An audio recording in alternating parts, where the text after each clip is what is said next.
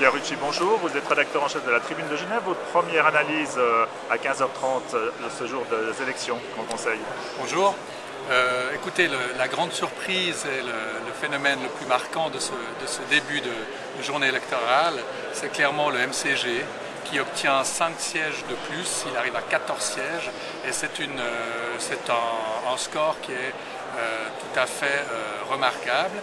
Pourquoi est-ce que le MCG a réussi à atteindre ce score? Je pense qu'il y a une désaffection des partis politiques traditionnels. Les slogans simples ont porté.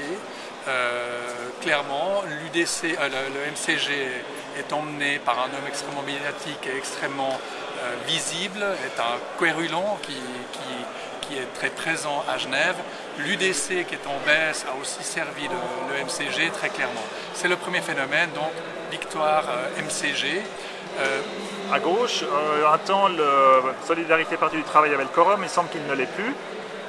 Est-ce que ça suscite une réflexion à ce stade ou bien faut-il encore attendre au fond le dépouillement définitif? Bon, il semble effectivement que Solidarité Parti du Travail ne passe pas la rampe. Alors là, on voit que l'explication est assez claire.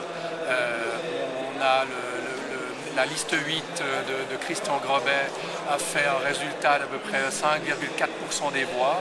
On voit que s'ils étaient vraiment partis unis dans cette bataille, à la gauche de la gauche, ils seraient probablement, très certainement même, réussi à revenir au Grand Conseil, dont ils avaient été écartés il y a 4 ans, comme vous en souvenez. L'autre grand vainqueur, ce sont les Verts qui passent devant le Parti Socialiste. C'est une première en Suisse qu'un parti écologiste passe devant le Parti Socialiste. Absolument, c'est je pense le troisième point absolument marquant. Les Verts, alors les Verts surfent d'abord sur une vague qui même au niveau européen est très favorable. On a vu que les élections européennes avec Daniel Cohn-Bendit derrière ont porté les Verts au-delà de tous leurs espoirs. On voit le même type de phénomène à Genève. C'est la victoire d'un parti qui est détaché par rapport aux idéologies traditionnelles. On le voit, ils ont voté en faveur de la réduction d'impôts, contrairement aux socialistes par exemple. Et puis ils ont évidemment une thématique qui est très forte, la thématique défense de l'environnement aujourd'hui, avec sur fond de réchauffement climatique, est extrêmement puissante et ils ont réussi à l'exploiter de façon assez habile. Est-ce que vous pensez que M. Stauffer, qui va évidemment se présenter au Conseil d'État, est en mesure de faire un ballotage, c'est-à-dire de faire en sorte que seulement quelques candidats arrivent aux 33% le 15 novembre et obligent au fond à un second tour, ce qui serait aussi une rareté à Genève? Oui, mais disons que pour le Conseil d'État, je pense que Eric Stauffer va se retrouver en candidat quelque peu isolé parce qu'avec 14 voix, on voit qu'il n'aura pas d'alliés véritablement.